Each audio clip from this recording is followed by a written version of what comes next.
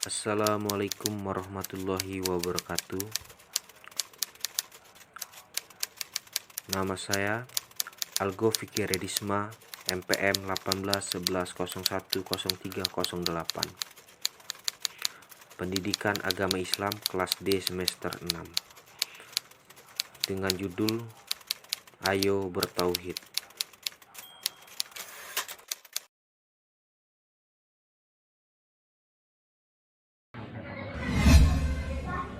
Assalamualaikum warahmatullahi wabarakatuh. Waalaikumsalam warahmatullahi wabarakatuh. Alhamdulillah, pada kesempatan malam ini kita dapat ditemukan kembali pada mata pelajaran akidah akhlak.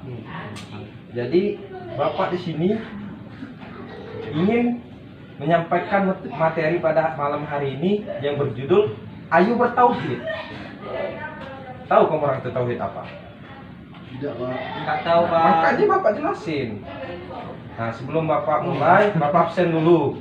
Di sini Olan, Hadir, Pak. Sean, Hadir. Yopan, Hadir, Pak. Ajis, Hadir. Andes, Ya, Pak. masuk semua ya? Iya, Pak. Alhamdulillah, kamu orang ini rajin-rajin sekali tampaknya ya. Iya, Pak.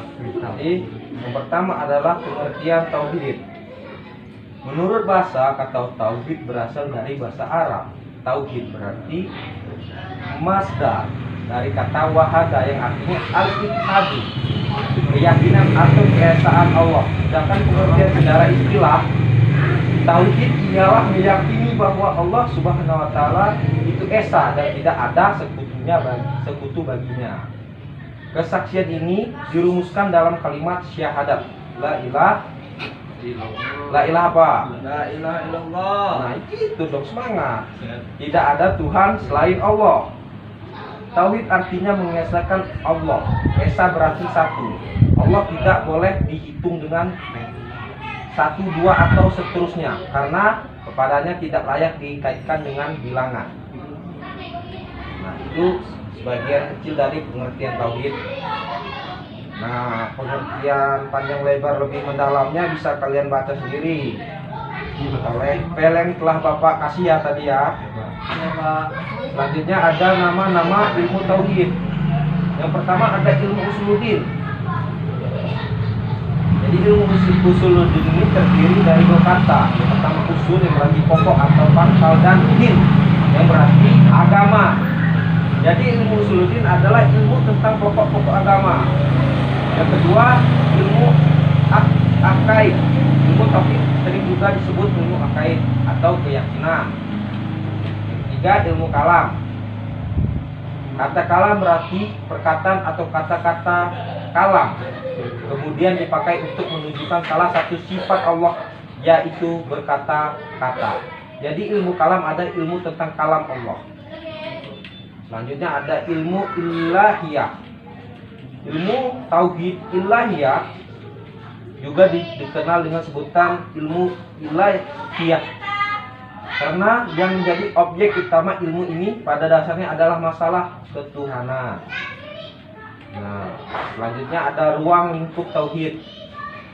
Ruang lingkup tauhid ini pokok-pokok pembahasan yang menjadi ruang lingkup ilmu tauhid meliputi tiga hal sebagai berikut. Yang pertama, ma'rifat, yaitu mempercayai dengan penuh keyakinan tentang pencipta alam, yaitu siapa? Allah Subhanahu wa taala. Yang kedua adalah ma'rifat al-wasiqah, yaitu mempercayai dengan penuh keyakinan tentang para utusan Allah. Dan yang terakhir ada ma'rifat al-ma'ad, yaitu mempercayai dengan penuh keyakinan akan adanya kehidupan abadi setelah mati di alam akhirat. Nah, sebab selanjutnya itu ada macam-macam tauhid berdasarkan jenis sifat keyakinan. Nah, tauhid ini berdasarkan jenis dan keyakinannya dari para ulama. Yang pertama adalah tauhid yang berhubungan dengan ketuhanan, yaitu mempercayai bahwa hanya kepada Allah kita harus bertuhan. Yang kedua, tauhid yang berhubungan dengan sifat Allah yang maha memelihara, yaitu mempercayai bahwa Allah Subhanahu wa taala adalah satu-satunya pencipta. Nah, yang ketiga adalah tauhid yang berhubungan dengan kesempurnaan sifat Allah, yaitu mempercayai Allah Subhanahu wa taala. Dan yang terakhir adalah tauhid yang berhubungan dengan kekuasaan Allah, yaitu mempercayai bahwa Allah sebagai satu-satunya zat yang menguasai alam semesta. Selanjutnya ada hikmah dan manfaat bertauhid. Sebelum kita lanjut ke bab ini, ada yang ingin ditanyakan tentang pengertian tauhid di atas? Nggak ada, Pak. Ada, cukup jelas ya? Cukup jelas, sangat jelas. Terima kasih, jika sangat jelas ya. Jadi jika masih ada yang mengganjal di pikiran kalian tentang bagaimana tauhid, asal mula tauhid, bisa kalian pahami lagi di file yang Bapak kirim tadi, karena di situ sangat lengkap kawan-kawan. Iya, sih. Karena Bapak sendiri yang buat itu ya. Jadi selanjutnya adalah hikmah dan manfaat bertauhid. Orang yang bertauhid akan memiliki hikmah yang besar. Antara lain, 1. Tauhid yang kuat akan menumbuhkan sikap kesungguhan. Yang kedua, orang yang bertauhid jika suatu saat dikaruniai harta, maka ia akan bersyukur dan menggunakan hartanya itu di jalan Allah.